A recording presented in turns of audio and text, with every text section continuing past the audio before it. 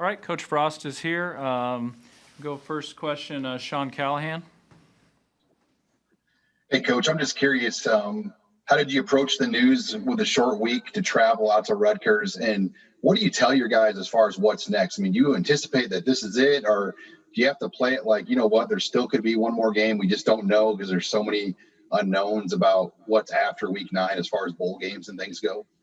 Yeah, we found out about the short week yesterday afternoon, so we brought the guys in for a quick meeting last night, practice this morning. We'll have meetings again tonight. Try to sandwich it in as well as we can with travel. I think all of us in the building are kind of used to taking things on the fly right now because everything's just been up in the air all year. We're not worried about after this week, really. We'll have time to figure all those things out after this game. We just got to get ready for this one. Parker Gabriel, Journal-Star. Hey, Scott, when you went back and watched the film from Saturday, what was it in the passing game that I know it's normally more than one thing, but that didn't work, and how do you find more efficiency in that element of the offense? It was a little thing here and there again, and that keeps plaguing our offense. I said it after the game. I really felt like we were kind of turning a corner because practice has been really sharp for the last 3 weeks, and last week was really sharp. It's just a little thing here and there. We, started the game off so bad by not hitting a simple play. That killed the drive. Had a tipped interception that killed another drive, a bad punt. We didn't protect well enough, and we missed some open guys. We had some guys running open. I think the receivers are doing a lot better job this year of getting to spots and getting there fast and being where they're supposed to be. We got to protect a little better, and we got to make sure we don't miss them. Do you worry at all about confidence? Adrian had sort of stacked a couple of good weeks on, and then when the efficiency drops, I mean, he's been around the block, he's played a lot. Do you have to talk to him about that, or do you like where he's at, mentally at this point in the season? Did you say confidence? Yeah. I think that's a little bit with our whole offense, if I'm being honest. The guys need to trust it, believe it, and go make it happen. When you have success, that leads to confidence. Then confidence leads to more success, and that wheel needs to spin a little faster for us right now. Adrian had stacked 2 really good weeks together. He made some really good throws, especially when we gave him time to make those throws.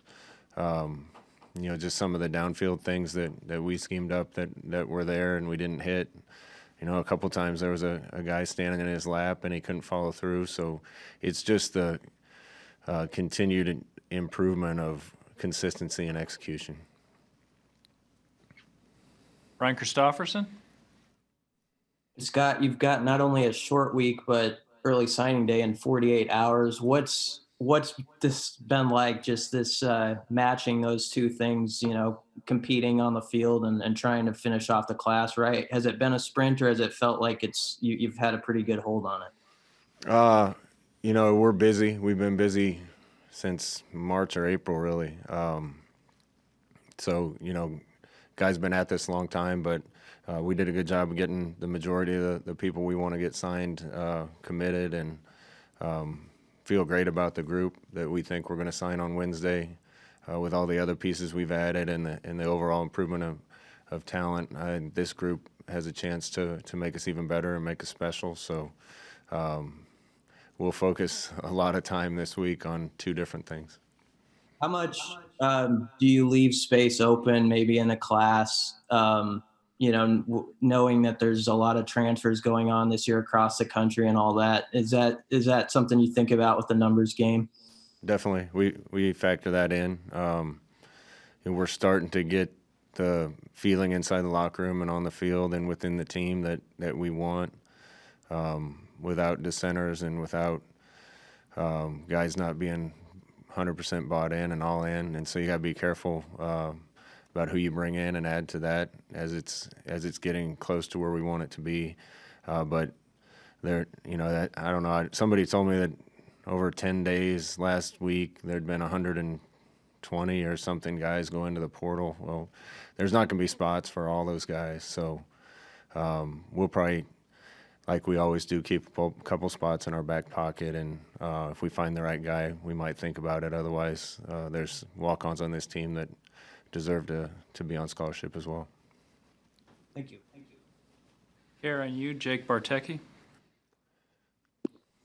Hey, Coach, like last week, you've said a lot in the past that you guys have had solid weeks of practice or your best week of practice.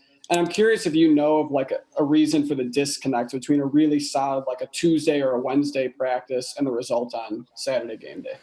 No, the improvement of practice this year led to better play. That we played better, executed better at Iowa, played better, executed better at Purdue. Maybe, Jake, the way we started the game, when we're not a team confident enough yet, when we start the game, the way we started it, sometimes guys can maybe just look around and wait for somebody else to fix it or think, here we go again, mistakes. That being said, after our first quarter, we ended the first quarter second, we turned it on and scored on 2 straight drives and executed well. It's just one little thing here and one little thing there, and it's got to be more consistent. A lot of it Saturday was some of the young players. I called a lot of those guys last night. For young guys in the Big Ten, I think some of those guys are doing an exceptional job, but it's just not consistent enough yet, and that's what killed us Saturday. Thank you, Coach. Sam McEwen. Hey, Scott, why do you guys feel like you've had problems on offense in the second half compared to the first half? So the first halves have been better from a scoring perspective and from a yardage perspective than the second halves. Why? I don't know the answer to that really, Sam. We're diving into that too. I don't remember that being an issue until this year. We've done actually pretty well on first drives the second half, and then things sputter. So, I don't think it's a conditioning thing. I think our guys are in shape. I don't think it's a strength thing. Our focus has gotten better. I went back and watched the Northwestern game. We just made mistakes in the second half. Had the ball on their 3 and didn't execute right and threw an interception on 2 different drives down there. And I think it's kind of just a little more of the same, just being able to focus, concentrate, do your job, and execute for 4 quarters. Sometimes the thing we'll hear a lot from fans as well, halftime is about coaching adjustments and second halves are about that. Do you agree with that, or is there something else that goes into second halves of games that maybe we overlook or fans or whomever? There's something to that, absolutely. A lot of times some of the adjustments that we'd make at halftime we probably already made in the first half if we're getting something different in the game than what we expected. Those things happen between series too. Like I said, I think we've done pretty well on first drives coming out of the break with some of the adjustments we've made.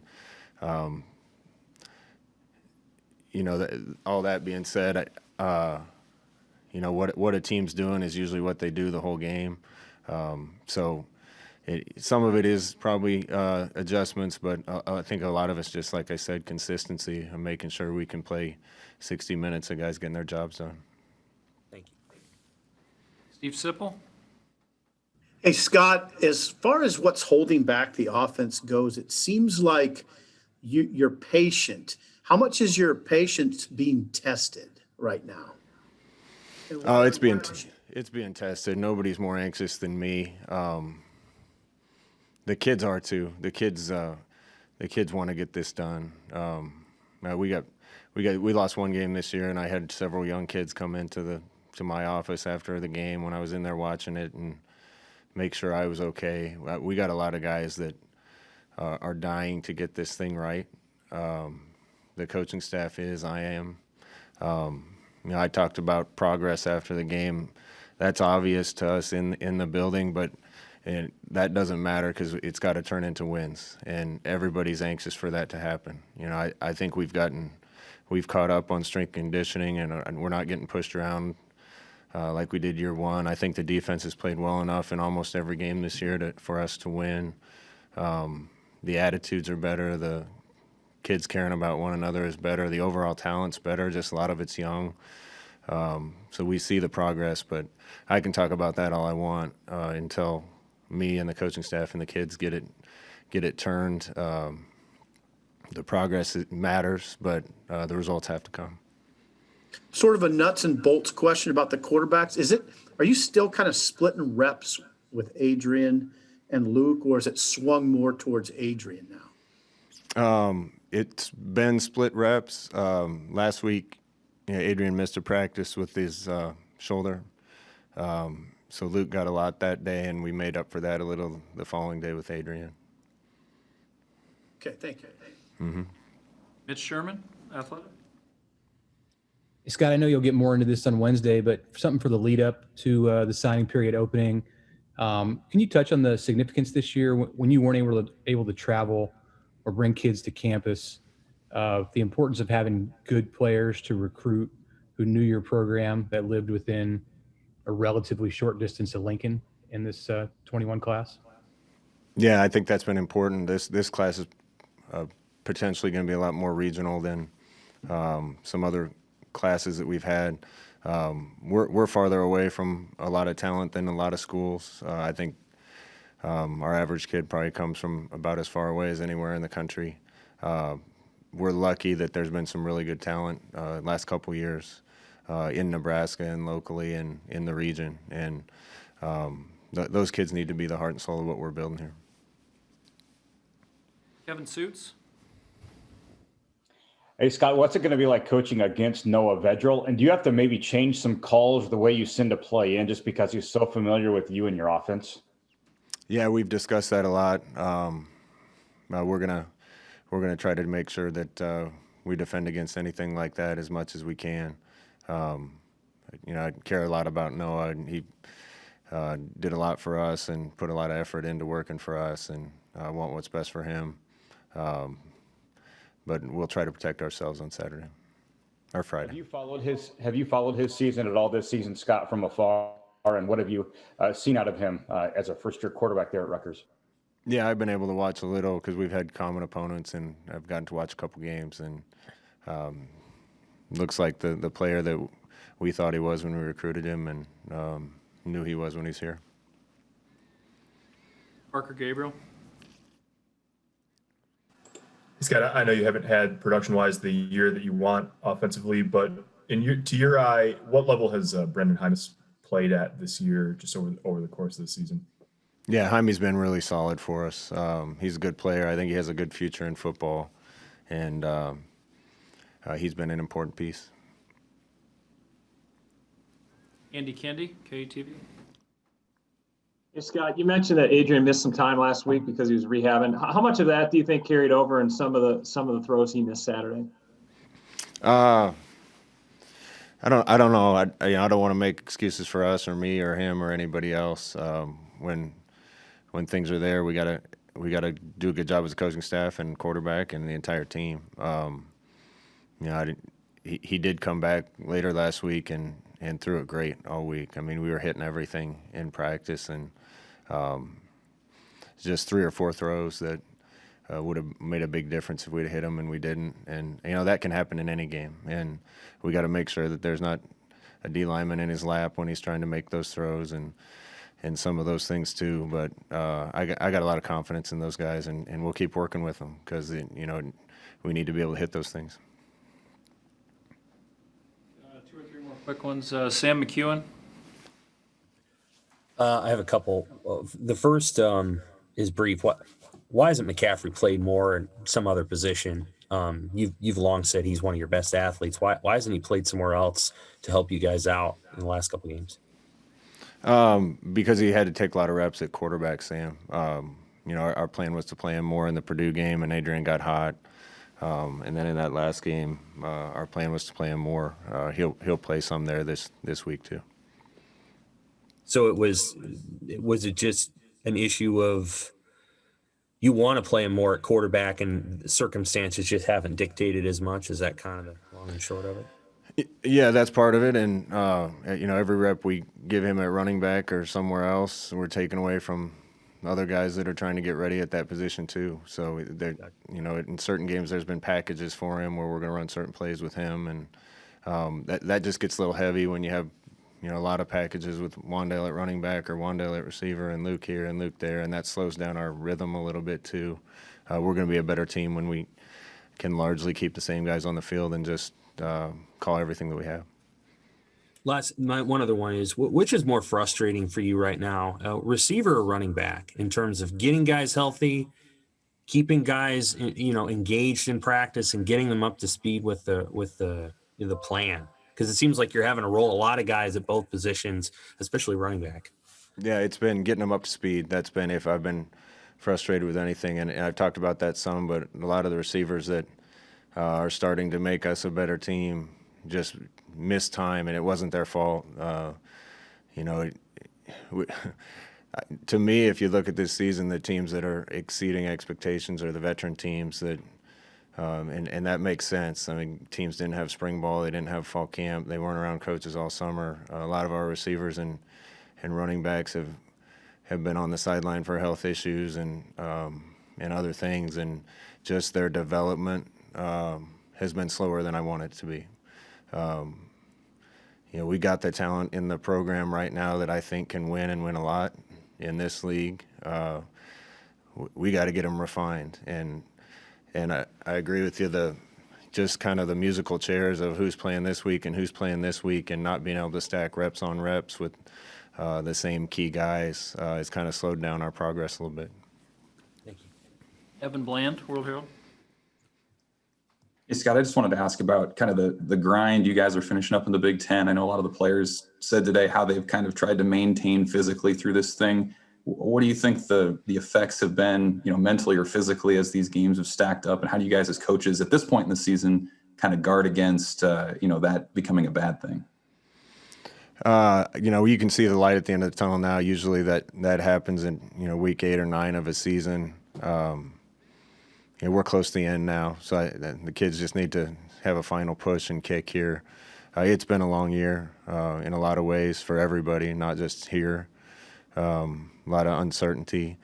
That I'm sure this is the case everywhere. The kids that I see really kind of struggling to keep the same health and vitality are the young guys, and you usually have freshmen hit a wall at some point. But those guys went out to practice today and gave us everything they got, and we'll do everything we can to get them fresh and ready to go for this last one. Last one for Coach Steve Sipple. Hey, Coach, I don't think anybody's asked you about what your initial impressions of Rutgers' defense is. They look active up front, particularly. What do you see? Really active, do a lot of things, tackle well, play really hard. They're well coached. They're really veteran too, Sip. You look at the number of upperclassmen and seniors that are playing for them, and they've been together and around each other a lot. But I think this coaching staff's come in and made them better. And as you watch their season, they've gotten better and better each week. So definitely going to be a big challenge for our offense, especially coming off a game where we didn't play up to our standards. And one quick one. I know Logan Smothers is in the background at this point in his career, but what do you see from him so far that's particularly encouraging? Logan's a good player. He has a little bit of work to do still, but what I really like about him is his ability to see the field and make decisions. He makes really quick, decisive decisions, gets the ball out of his hand, and is a really good athlete. So really one of the key things for quarterbacks in this system, that if they're going to excel, is being able to kind of think fast and be one step ahead of the game, and I definitely see that trait from him. Great. Thank you. All right, thanks, Coach. We'll have Coach again on Wednesday to talk on signing day, and we will finish up today with one more player. Thanks.